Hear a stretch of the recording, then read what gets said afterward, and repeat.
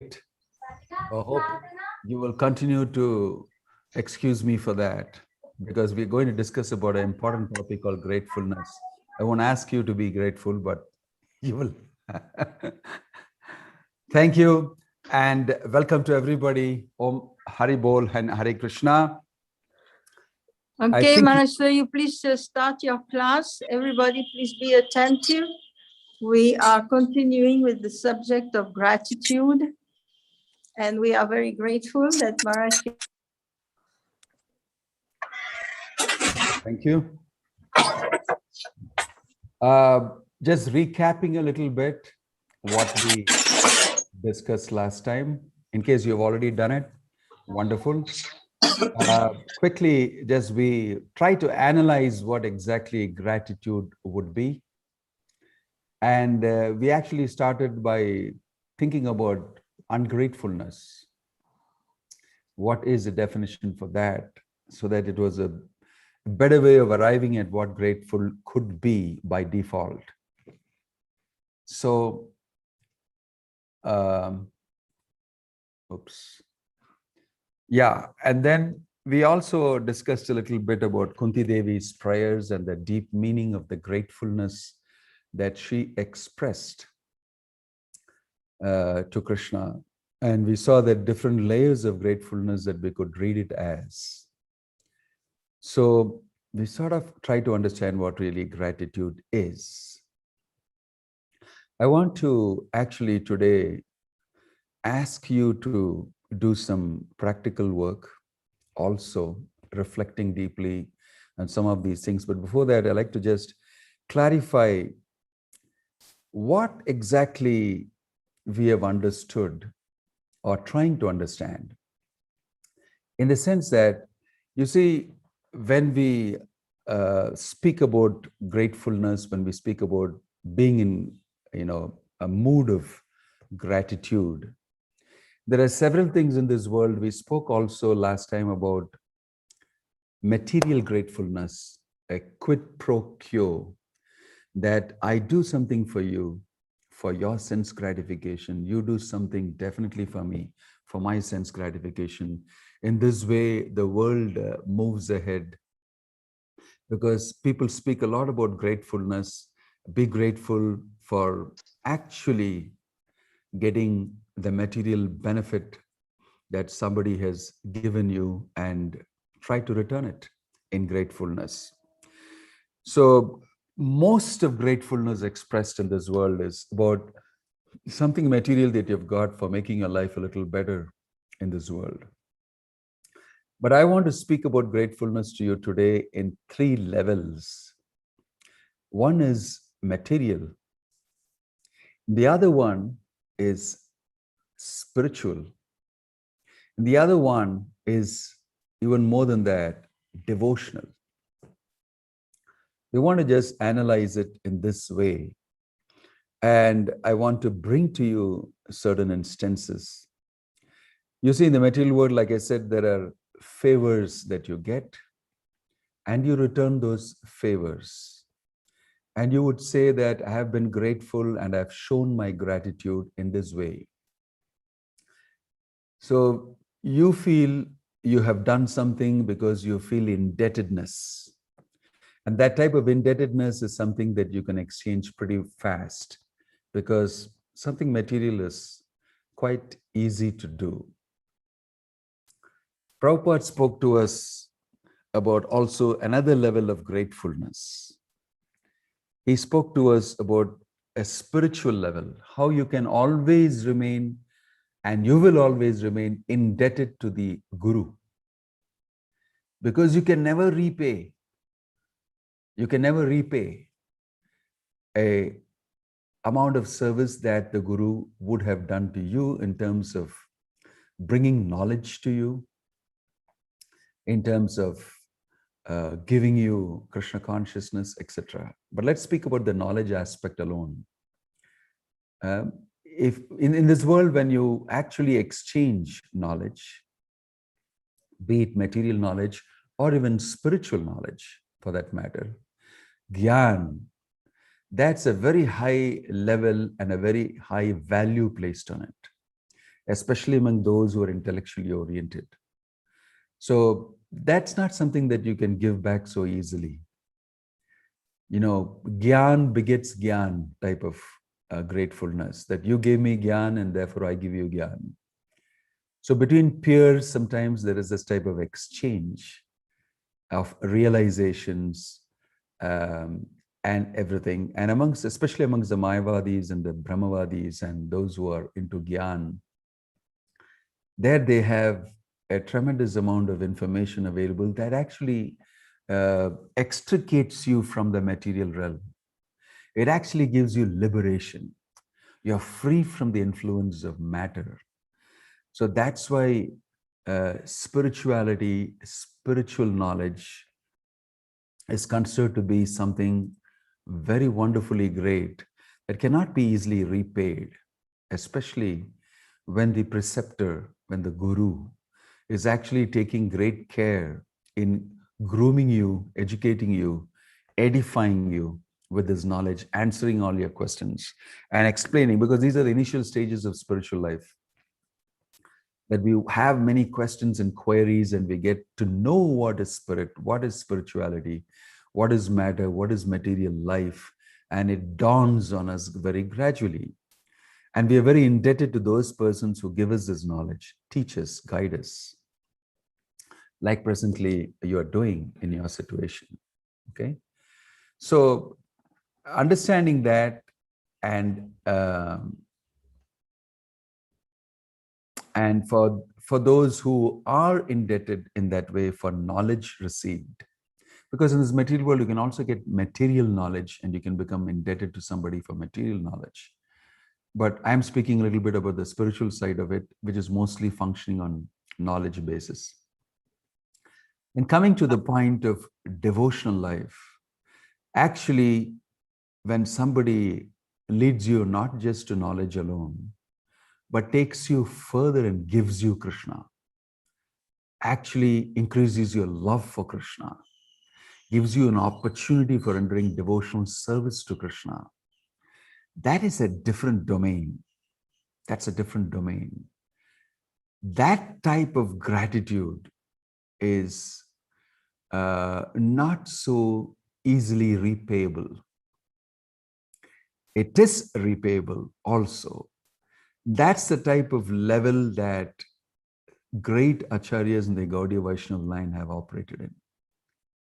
Prabhupada, you know, I don't have to speak about it. All of you would know that from your own readings and from your own understanding of Prabhupada's books that you've been doing in Bhakti Shastri, Bhakti Vaibhav, etc., that how deeply interested Prabhupada is, even now, in giving us Krishna consciousness exclusively and keeping us protected from all other false, religious doctrines, and not even allowing us to settle for just spiritual life liberation, but asking us to move ahead as per the Bhagavatam into love of God, cultivate it, achieve it. And he has presented to us as a doable thing, introducing to us Lord Chaitanya, Harinam, Sankirtan, and amazingly working so hard to give us love of Krishna. Now, this is something very different, giving us the topmost, most important, most valuable treasure. So 3 levels: material, spiritual, and devotional. We are all recipients of these type of gratefulness, or rather, should I say, these type of facilities in this world. Rarely do people give you love of Krishna. It's only in Lord Chaitanya's period and the acharyas associated with Lord Chaitanya and coming down on the line have endeavored to give value to love of Krishna and distribute it and increase our love for Krishna. It's very rare.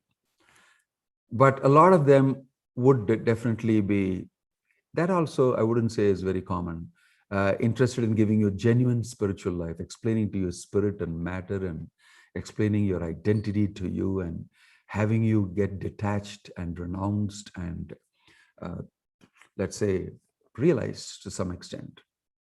That's also pretty rare, but that's very vital and very important. And we're very grateful to those who do that also.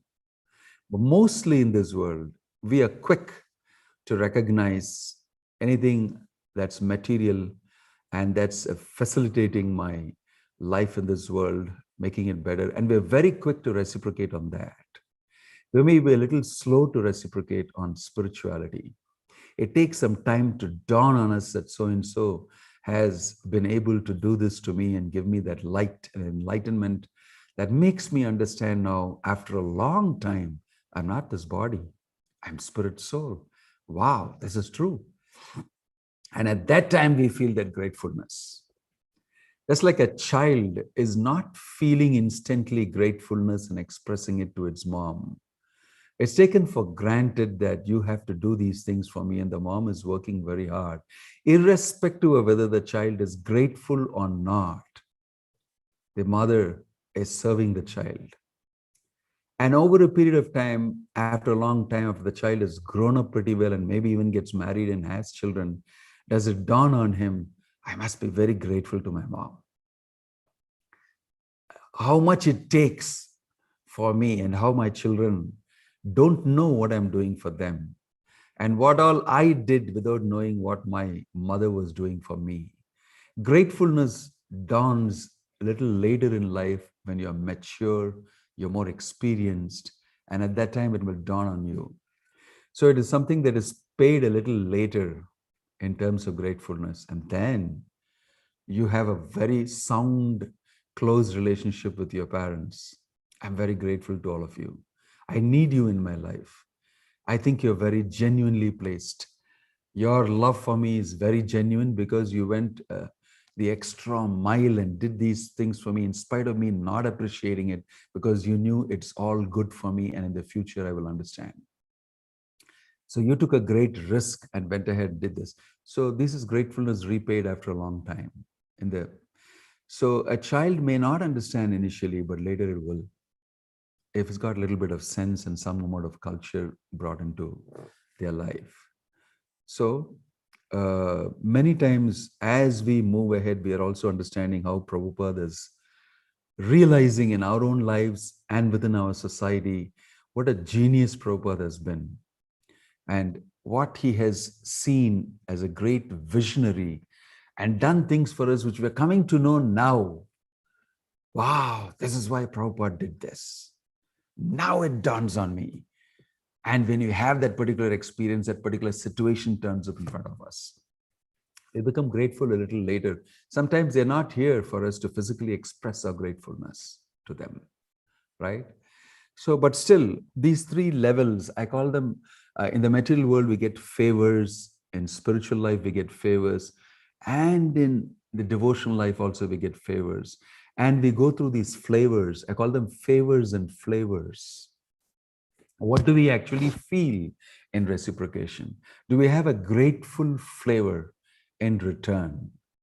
So I want to cite as examples here to show these three levels. You will read many of this in the Bhagavad.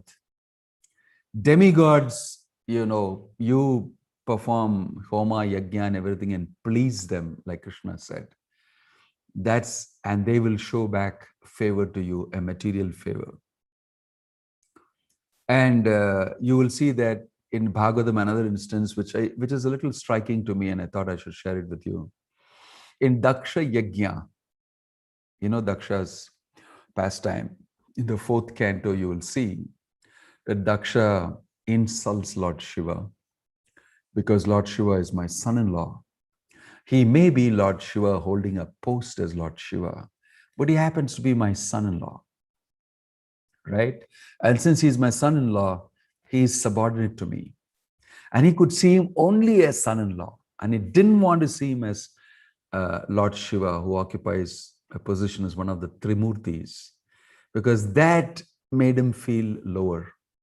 So he settled for that type of relationship, that you are my son-in-law, you are my son-in-law, you must pay respect to me, you are subordinate to me. And because you don't do it, I don't give you a portion of the sacrifice. You may be demigod, I don't care. Primarily, he wanted to see him because it's convenient for him and for his own gratification. So he insulted Lord Shiva. And Lord Shiva didn't react to it. And then the story goes that Sati goes, in spite of Lord Shiva giving her a realistic picture of what will happen there. She somehow couldn't control herself and her emotions.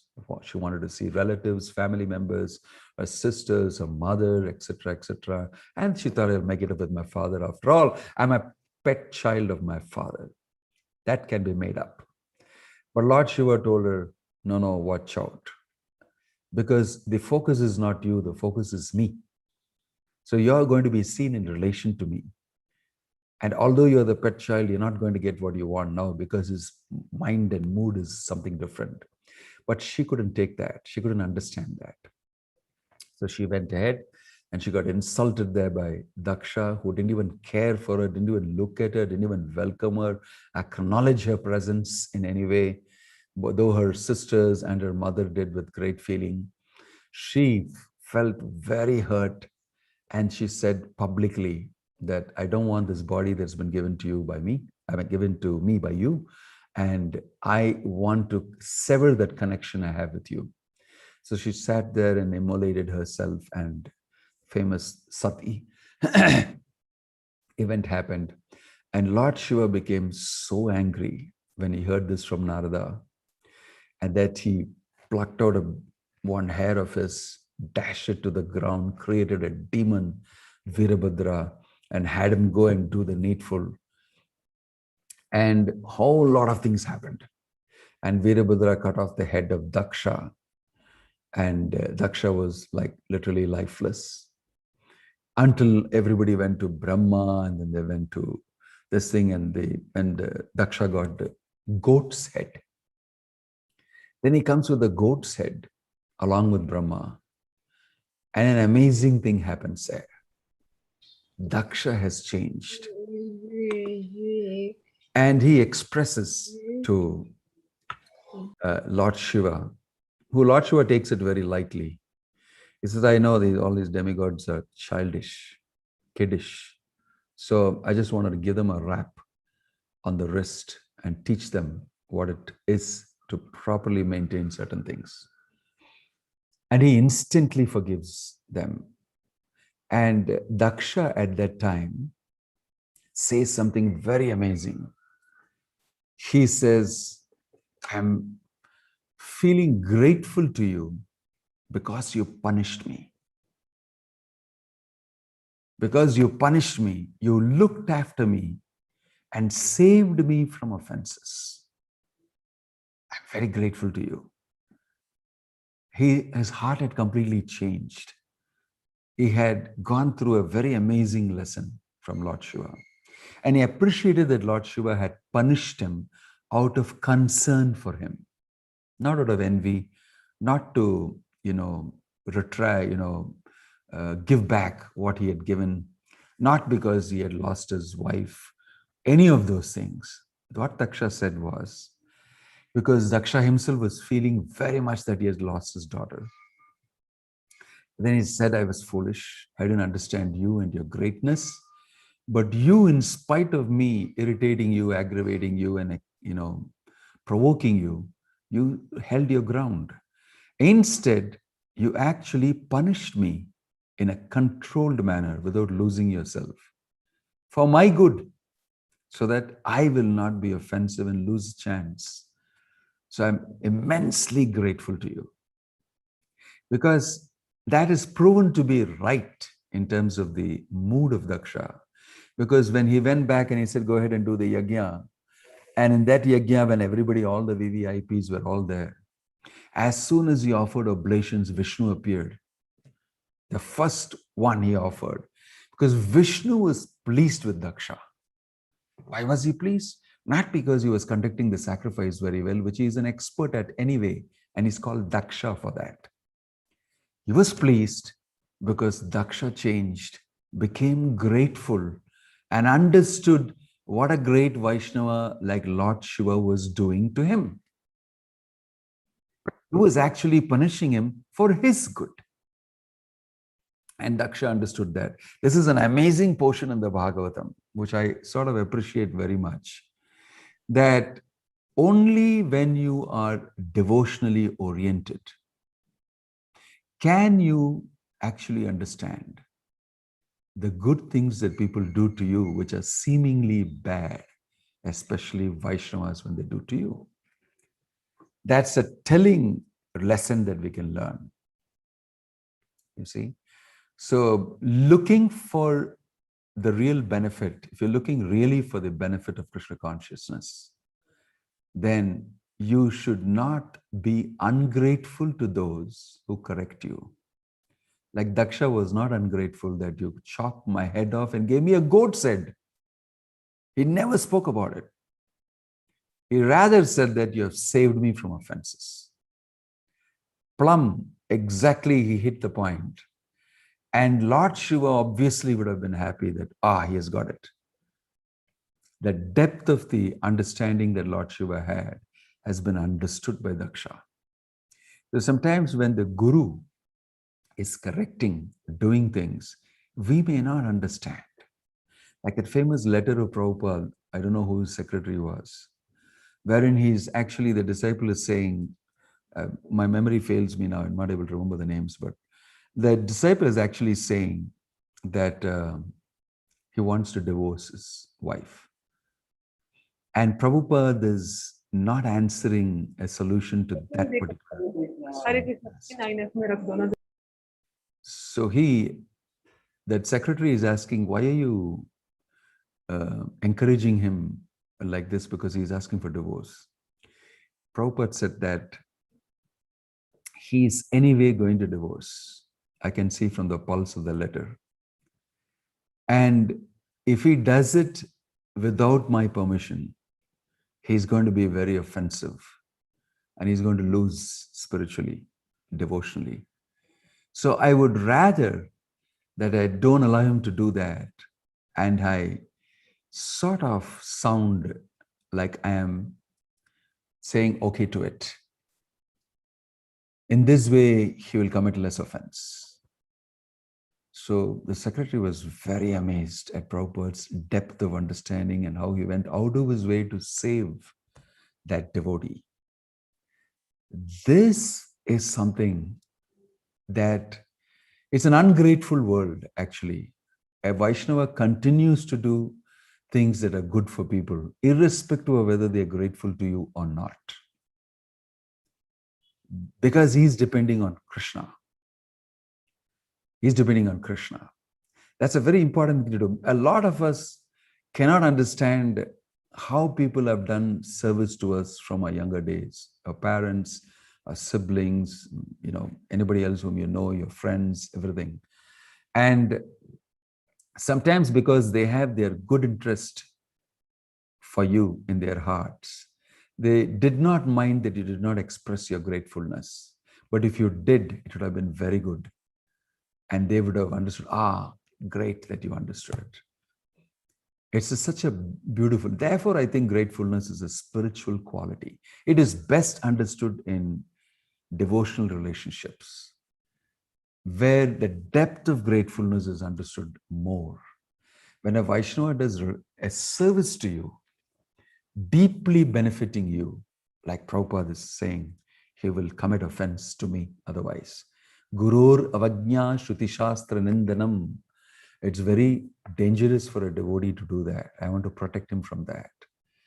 So I can understand what the disciple would have felt when he heard this is what Prabhupada thought of and did for me. He would be indebted for life. Janmas afterwards also. Right? So on the other hand, you will have your experience when you see how we should train ourselves to be grateful to those who genuinely give us love of Krishna, irrespective of all the externals. I sometimes wonder, I like to know, what is it that stops us from being grateful? It's an austerity sometimes for us to be grateful, especially because we don't understand the depth of somebody's concern or service to us or anything. Because what does gratefulness really entail? Why are we not grateful? what stops us from being grateful is an interesting topic. I just want to float that. Any, comments on that? 1, 2, 3. You have anything to say? What stops us from being grateful? Hare Krishna Maharaj. Yeah. Maharaj, is it ego? Yeah, could be. True. Yeah, thank you. Yeah. Ego. Then Ambika. No culture. Sorry. And then Purna Prajna. Hare Krishna Maharaj. Hare Krishna. Please accept my humble obeisances. So fear stops from being grateful. Can you explain that, Mataji? What When we fear? are, yes, when we are afraid of other people being judged, becoming misunderstood, and so on, then we block ourselves from being open, being grateful, and feeling good feelings. Okay, thank you. Thank Thank you, you. Mataji. Purna Prajna, and then Anarpita Kripamoy, and then Govardhandari. Hare Krishna Maharaj. And then Priyam Vada. Do it quicker. Yeah. Maharaj, actually, when we are in the bodily concept of life, we cannot be truly grateful. So, Can you explain that? when in the bodily concept of life, grateful means when we are in need, if someone favors, then we need to be grateful. But if they don't do the favor, then we forget it and we become inimical to them. So this changes. This time I may be grateful because favored. Since they don't favor the next time, I may not be grateful. It's on the duality platform. Bodily platform is duality platform. So one cannot be grateful to this platform. Yes, got it. Yeah, thank you. Thank you. Anarpita? Hare Krishna Maharaj. Maharaj, ignorance and lack of the knowledge, avidya we can say. Because when someone gets the knowledge, he realizes that I should be grateful, because earlier when we were not in Krishna consciousness, suppose we did not have seen such a culture, such a qualities. We think that this is beautiful thing. We should adopt this. Then we imbibe these qualities. Okay, thank you. Yeah, Govardhandari. Hare Krishna Maharaj. Sometimes a person who is getting favor, getting help, is feeling envious. He's feeling envious of that, and he's feeling like humiliated. Could be. Okay, interesting. Thank you. Right, Priyam Vada Mataji. Hare Krishna, Dharma Pranam Prabhuji. Yeah. Maharaj. Actually, sometime, in every day, we get help or we get favor by some or other by different people at different walk of life. And when we get that, we take it so lightly, like for granted, that it's been like, every day we learn from so many people, different small things. But sometimes we take it so for granted and for lightly, like, okay, this is everyday thing, and we let it go and take it like that. Yeah. That's what I feel. Yeah. Thank you. Thank you, all of you, for expressing yourself so wonderfully. I'm just wanting to elaborate on all those things and include them and tell you that, see, when we actually express gratefulness, we sort of become vulnerable. And we're afraid of that. Why? There is a certain level of indebtedness in that. I am grateful to you. In other words, it could be understood that, okay, very good, so you owe me something, is what another person on the receiving end can think of you. And then you become obliged to actually do something. So sometimes that feeling stops us from being expressively grateful. But you want to, but you may not, because you want to be correct in many different ways. Another thing is, being grateful means giving off. I am not taking the credit for it. I give you the credit. Now, I'm very grateful because of you, I benefited in this way. It wouldn't have happened otherwise. So I'm giving you the credit. Such type of generosity is already there only in people who are of the giving kind. This material world, we're all the takers. We are trained to be takers, right from our younger ages. Are you a giver or a taker? The whole human society is now very gravely disposed towards the fact that there is climate change, there is all sorts of natural resources have been spoiled by nations of various types and people of various types who have been, taking out of natural resources so many things without any feeling. So the world is normally used to being a taking kind. So that's why sometimes people find it difficult to let go of a praise, let go of gratitudinal feelings and everything, because they hold back on that. It means you're giving credit to somebody else. But naturally, what you would like to do is keep the credit for yourself. What you generally do is, the psychology is, they call it a self-serving bias. When things go good, I take credit for it. When things go bad, I blame you for it. That's the default tendency. So how it serves me best, I will arrange it.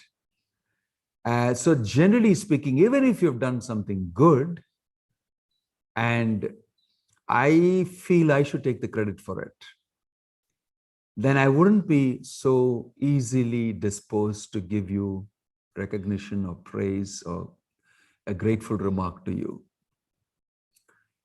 So what they do in the material world is each one praises the other. You do it for me, I do it for you. It's always two ways. Prabhupada, told us about, in the Bhagavatam, it speaks about how Swavid Varahoshtakare Samsuta Purusha Pashu, how these people who are like dogs, hogs, camels will never glorify Gadagraja, will never glorify the Supreme Lord, because they will serve themselves. What comes to my mind is a Panchatantra, tale. The Utsahamscha Vivaheshu Geetam Gayanti Gardhava Parasparam Prashamshanti Ahorupam Ahodhvani. That the Utsra, the camel, was getting married to the donkey. It's a very interesting thing. The camel getting married to the donkey, Utsra getting married to the Gardhaba. It's an amazing couple. The camel was so tall and looming above, it's got a flat face. And the donkey, was very keen, braying. So during the marriage ceremony, Utsrahamsa Vivaheshu, Geetam Gayanti Gardhaba, the donkey started singing loudly, braying.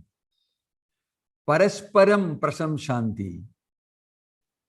And between themselves, they were gratefully praising each other.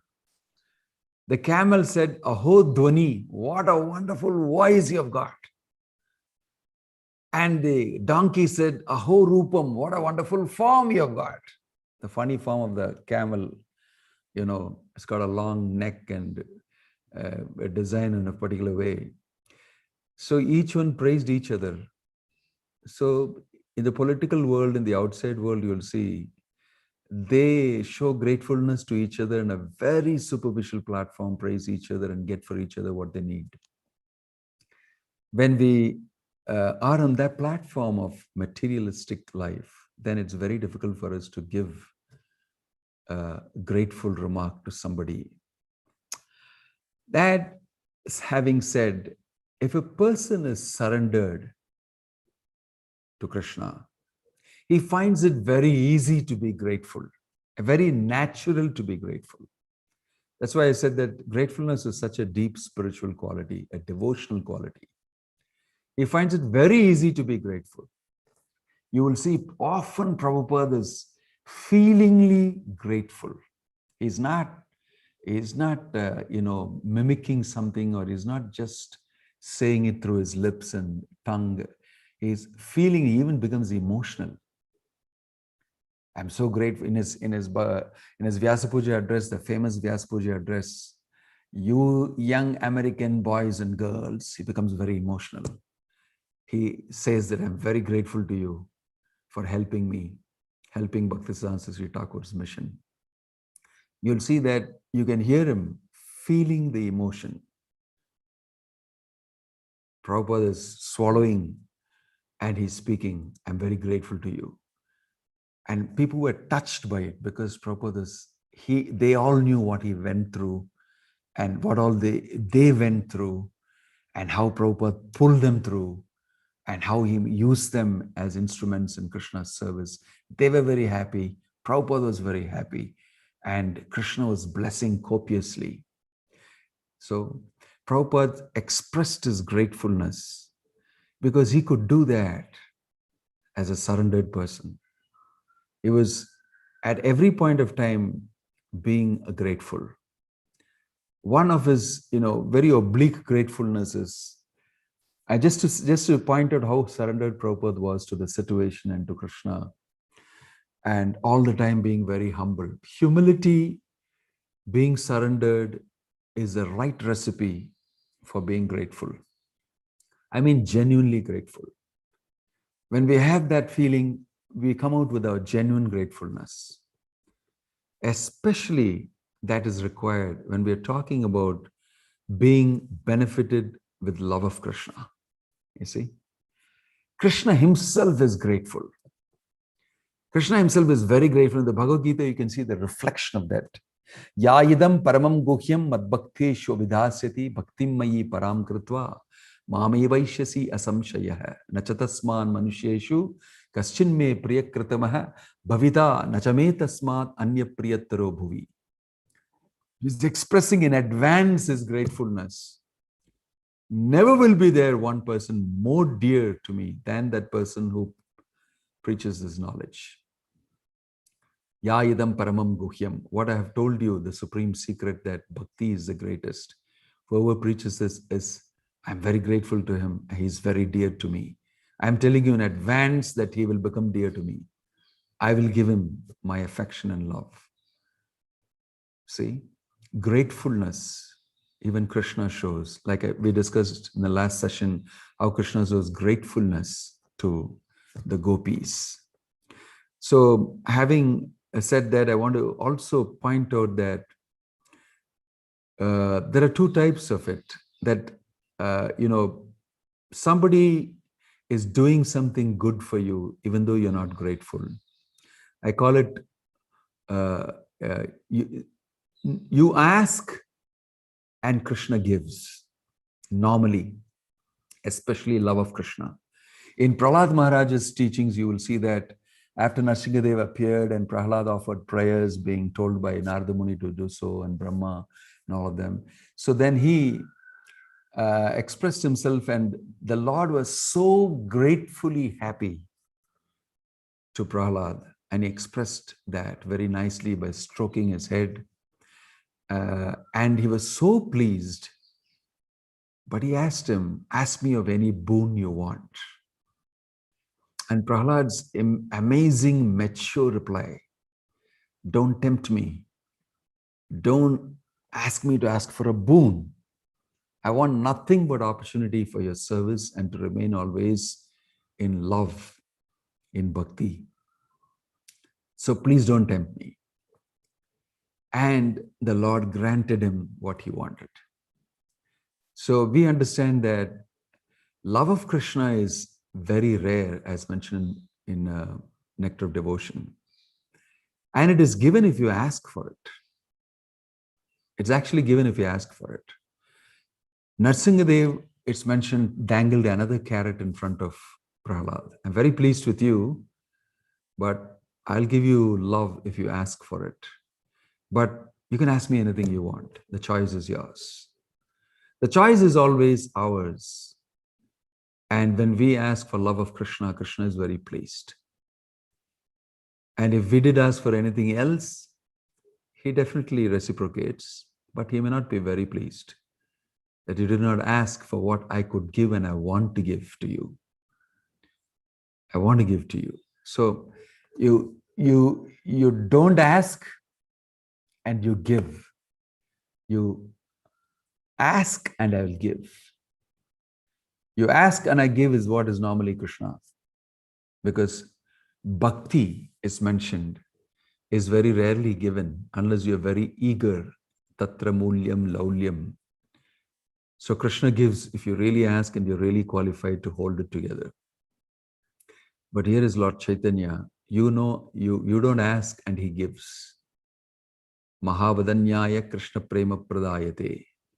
How more grateful should be all of us towards the Supreme Lord for giving us in spite of us not asking for it.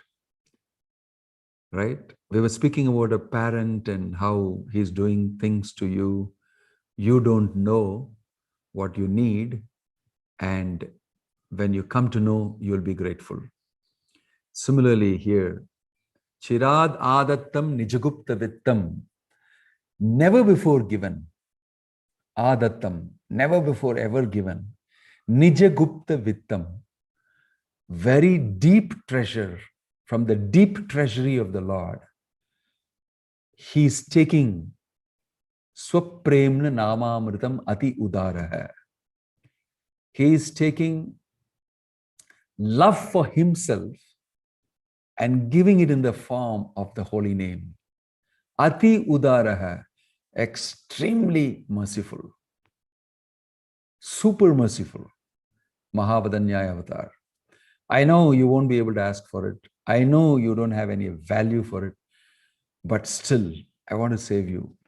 How much more grateful should be how much more grateful should we be feeling towards that Lord who is come to give it to us in spite of us not knowing anything about it.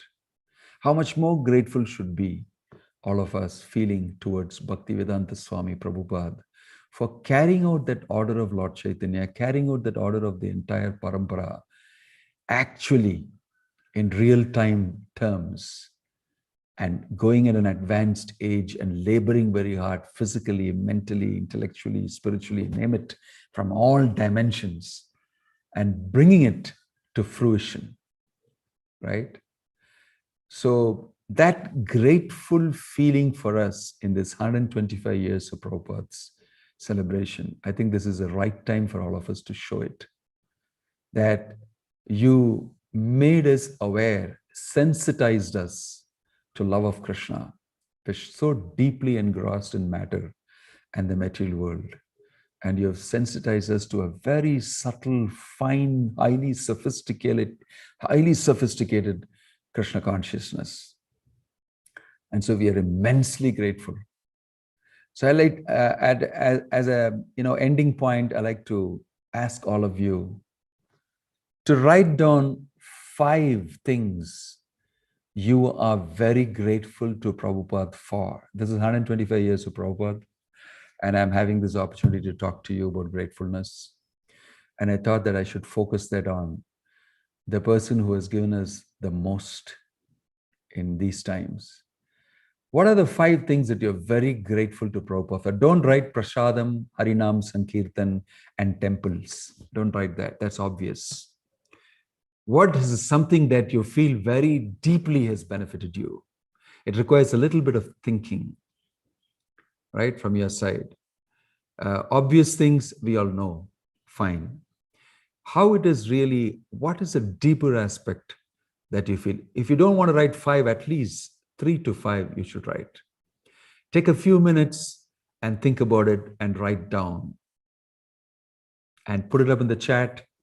Or let me say, put it up in the chat so that everybody gets to see it instantly.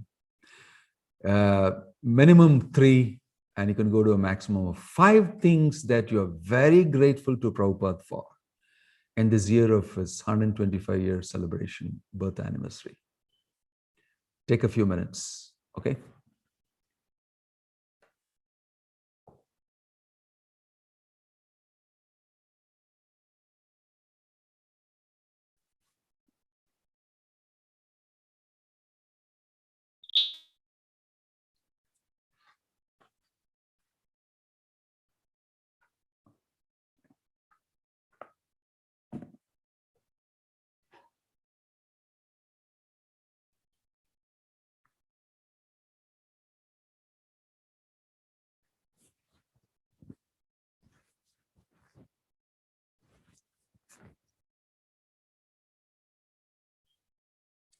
You have to give 3 of them.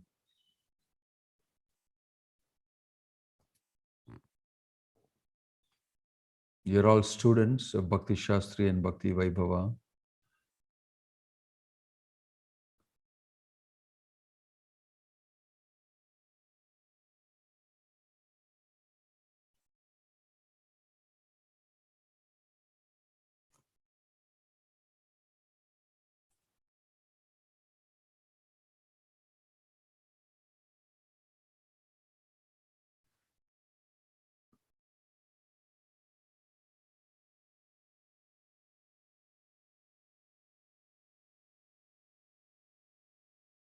Okay. Yeah, there are some nice things here. Somebody saying sculptures. What does it mean? You mean deities? Or do you mean scriptures? Priyamvada, do you mean sculptures or scriptures? Yeah, in the meantime, Gopika and Stuti Priya, great Vaishnavas, his disciples who have tasted the nectar and showering his mercy on us. Yeah, wonderful, wonderful. 2, realizations. Yeah, so many wonderful realizations about life, living, and Krishna consciousness. Great. Guru and Guru Parampara. Sure, wonderful that Prabhupada has exposed us to this amazing Parampara and so many wonderful personalities. Govardhanadhari, Srila Prabhupada made me conscious of my, I think it's not completed. Srila Prabhupada made me consciousness of my, I don't get that, I think it's not completed. Sangeeta, knowledge of 20 items to build up our character or revival of original consciousness. That's interesting. Shruti Malhotra, concept of going back home, back to Godhead. Yeah, wonderful. His disciples, yeah, complete knowledge, what to do and what not to do. Very good. Yes, interesting. Shweta Singh, to realize the importance of Krishna consciousness, to seek the true love of God, to find purpose of life in Krishna. Great. Wonderful. Yeah, so Priyambada says it's scripture. Yeah, thank you. And he gave us deep meaning to my life. Sure. Very interesting. Wonderful comments. Ajadas introduced us to Lord Krishna, Lord Chaitanya, and the Parampara. Yes, wonderful. Knowledge, Sangeeta, knowledge of self-realization that leads to Krishna consciousness. Yeah, very important. Very important. Good distinction. Rasalila, he connected us to bona fide ultimate process of Bhakti Yoga. Sure. Wonderful. Very unique contribution of Prabhupada. Thank you for recognizing that. Leela, Madhuri, Lalita, spiritual strength to face everything, devotees, association, books. Yeah. Good. Wonderful. Very nice comments. Sadhu Sangha, association. Yeah, true. You know, Prabhupada said, in the beginning, I came to America alone, and now there are so many Vaishnavas to give me association.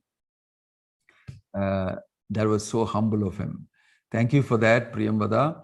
Shivani Mriyala, he gave us hope to play with Krishna. That's interesting. To play with Krishna? That's an interesting realization. We may need some explanation. Ambika, service opportunities. True, wonderful. A chance to elevate this human life. Sure, great.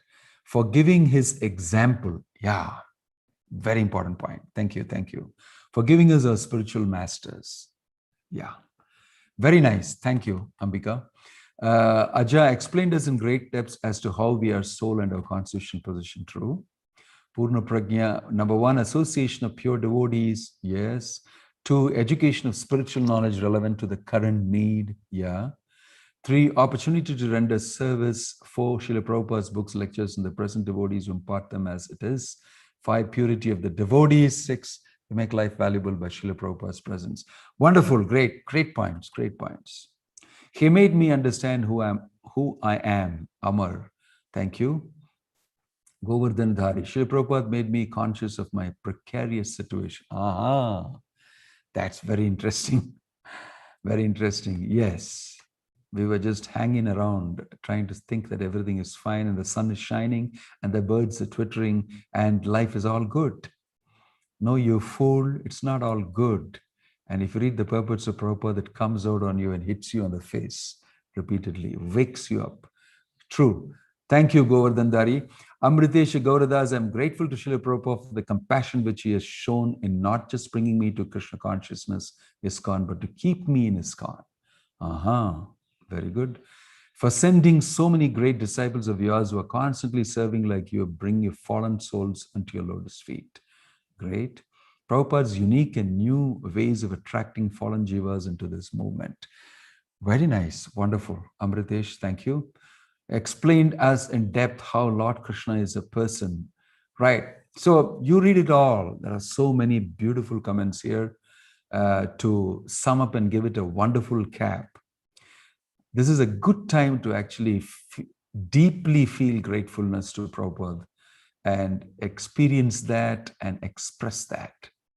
So thank all of you for these amazing comments that you're making repeatedly. I don't think I'll be able to read all of them. Created an worldwide organization of Vaishnavas. He gave us the right directions to worship deities. Kasturika, books for all Srila Prabhupada put into it. It is bringing revolution in the impious, misdirected civilization. Association of devotees, Krishna. I thought I know Krishna, but now I don't know much about Krishna. It's only Srila Prabhupada teaching us who is Krishna and his personality. True, very true, right? How to receive mercy of Guru by prayers and strengthen our determination. Yeah. So it's almost mystical, right? It's almost mystical. So many wonderful things. So many wonderful things. We should remain very, very grateful. And Prabhupada said, if you want to show me your love, if you want to show me your gratefulness, you should cooperate. You should keep this movement going, which means you should preach, you should educate others, you should be highly patient and tolerant and sort out things within our movement and try to contribute towards the association of devotees so that it will grow and be a great hope for humanity. So thank you. I'll read one more of Geeteka Reddy. Give us a huge family who keeps us engaged in Krishna consciousness and also sending many of his disciples to help us receive the knowledge through the parampara without any deviation. Yeah, wonderful. Wonderful. All of you are doing wonderful, great expressions of love and gratefulness. So thank you all very much. And I will open now if you have any question at all out of this session that I may be able to help you with.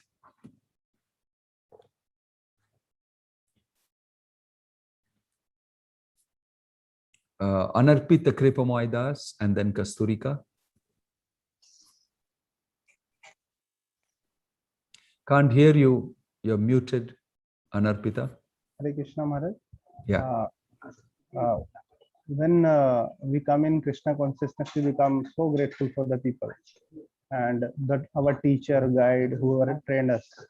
But further, when we learn something, due to this false ego, we think that we are getting so much knowledge now, and slowly, gradually, we forget their gratefulness. And suppose something is wrong by the making a plan of Krishna for our purification, our teacher gets fall down sometime, and we forget everything, whatever he has given. We just see only the one fault. So how to overcome and how to just see this thing that he has given me so many things. I did not know earlier Krishna. Now I know Krishna. I know so much knowledge. Whatever I am learning, this is because of him. Suppose the person did not have given me the connection, I would not be here. So, but we do not realize, but just it's on the lips. Sometime, not always it comes. Sometime it comes. So how can we think from the core of our heart and always be thankful and helpful for such a personality? Yes, Anarpita, I think you've asked the question and also given an answer, more or less. It's only lips, true. not how to do this, which you know is the answer. True. You have to learn to also see. You see, in difficult times, it's difficult to be grateful. In good times, it's easy to be grateful. You understand? In good times, when there's no such problem, it's very easy to be grateful. But in very difficult, challenging times, it's very difficult to be grateful. But if you genuinely are grateful in difficult times, like the situation that you're in now, that I see the good the person has done for me. Maybe something went wrong, but look at all the amazing amount of good things. It's normally very difficult for us to see that in bad times. So the capacity to do that is something very amazing. I want to state this instance of Prabhupada. The last time I mentioned this in a lecture, Gopal Krishna Maharaj commented to me later when we were in the meeting. He said, I was there at that time. And he said something amazing to me. This is about Prabhupada giving a lecture. I think it's somewhere in Canada. And a man getting up and I think raising his voice and asking question or talking about Prabhupada, something which is not at all pleasing. And Prabhupada simply kept quiet. He didn't respond. Everybody was aghast, all the devotees. They wanted to get up and give him something. But Prabhupada completely neglected that and went ahead and answering the next question after that man has sort of unloaded his chest. And later they were asking him, Prabhupada, why did you not give it to him like you normally do? And Prabhupada amazingly in a grave voice said, I have done something to him in my previous life. So he is giving it back to me. And then when I said this, I was just, on a different context, I mentioned this. Then Prabhupada, it seems later, the next time he came there, he brought a set of gifts and he said, get hold of that man and give this to him. Very amazing. And this is what Gopal Krishna Maharaj told me. He said, you know what Prabhupada did the next time he came? I said, he had us call that person and give him these gifts. And he never responded in any way. So to be expressing oneself in difficult times gratefully is a very difficult thing to do. It requires, I know, a very different type of a, devotional attitude. Prabhupada had that very easily, very smoothly handled this, and he said, I'm very grateful. He wanted to gratefully acknowledge that person. So we do find it very difficult. It's a challenge, but it's a challenge to our Krishna consciousness. That's how we should take it. I need to be more Krishna conscious. That's why I've been put in this situation. So I'll take all the Krishna consciousness at my command and try to be grateful. Look for the good things and try to do that. It's very purifying. That's all I can say to you now. Okay. Kasturika? Thank you so much, Maharaj. Hare Krishna Maharaj, please Yeah. accept my humble obeisances. All glories to Hare Krishna. Prabhupada. Maharaj, I have a question from last week, if you don't mind. Yeah. You were mentioning about the humble pride. So how can we catch ourselves, and what is the rectification that we can do when we have that? There are two things. You want to put up humility externally, artificially, but internally you're proud. So that is a superficial expression of humility. That's what most people do first. It's physically easy to be humble. It's actually very easy to be humble physically, but intentionally inside to be humble is the next stage of cultivation. Right. So you should know that it is pride that is stopping me.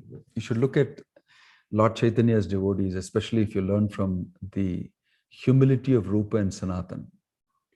It was so much pure and so deep and honest that Lord Chaitanya said, stop it. Right? Aji hoike tunharanam Rupa Sanatana Dainya chada tumi tumare Dainya fate muramana. He said that your humility is breaking my heart. Give up your humility. What an amazing remark.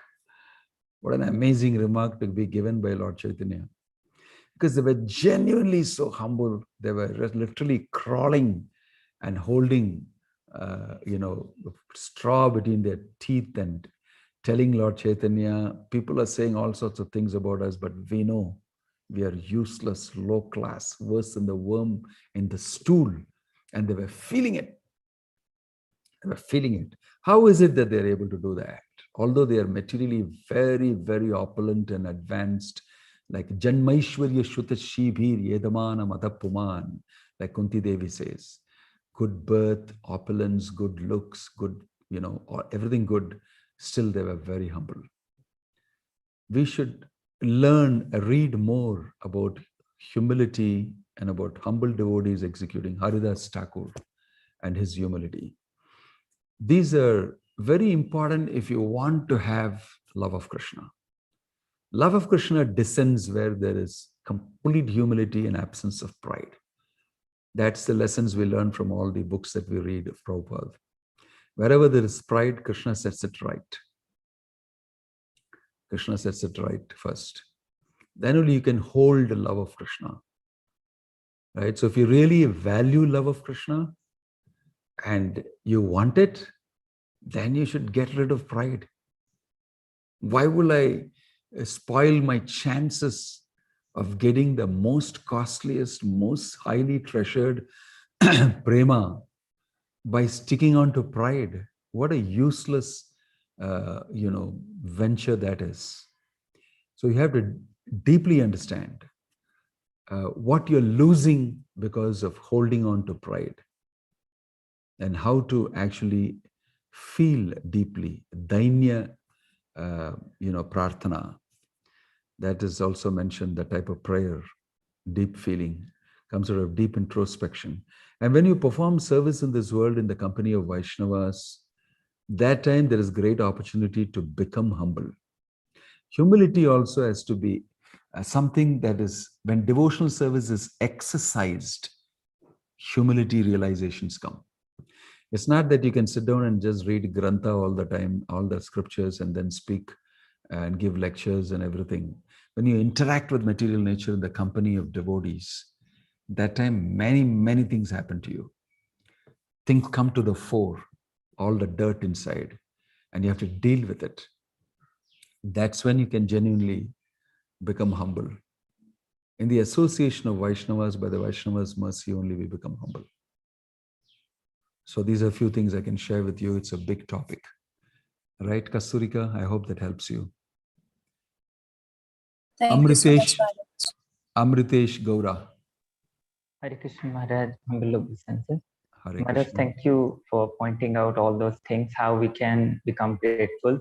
And the two qualities which you said are most important is this humility and our surrendering attitude. And that is really which can imbibe gratefulness within us. Sometimes it happens, Maharaj, that we are grateful, but we are only grateful to only the Maharaj, or we are only grateful to Srila Prabhupada, but we are not grateful to somebody who is our near and dear, who are nearby.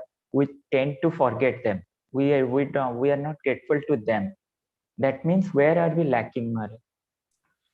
We are lacking because we are not spending time being grateful. Being grateful to Maharaj, being grateful to so-and-so who is a senior, this thing is an easy option in expressing gratefulness, like you rightly pointed out. The more difficult option is to express gratefulness to those whom we are very familiar with. So motivational guys tell us that every day spend some time speaking 2 words of gratefulness to people who are very familiar with, like your mom. I take it for granted. Your mom, you're supposed to do that, and I see you every day and I'm tired, I'm bored actually. Right? So where's the question of gratefulness coming? The mind has got an infinite capacity to mundanize all relationships and stop us from expressing ourselves spiritually, devotionally. So we should be watching out for such a conclusion that the mind takes, and fight it out always by reading Bhagavad Gita, getting inspired and expressing our gratefulness by genuinely understanding what people are doing and what it means to you, and express it. It's fact we are talking. We're not exaggerating something. We're not artificially grateful. Be genuinely grateful. And being genuinely grateful, being in the present, is very useful to you. Not only is it good and purifying, psychologists now say that being grateful means it reduces stress. It helps you to analyze things better. It reduces your danger of you falling sick or having a heart attack. Lots of good benefits, which they never knew before, right? So not only do you get material benefits, you get spiritual benefits, you get purified in many ways. So go for it. Consciously go for it. You can practice gratefulness. Why not? From inside out. Dive into it. And maybe you will be in a completely different world. Okay? Thank you. Right. You. Hare Krishna. Jai Shri Prabhupada ki. Gaur Hari. Thank you all very much. I'm very grateful to all of you for giving me your association and for helping me understand gratefulness much better. Okay? If I've committed any errors, any offenses, please excuse me, pardon me, and pray for me. Thank you. Hari Hari. Swami Maharaj ki. Hare Krishna. Heartfelt gratitude, Maharaj. Hari Bol. Thank you so much.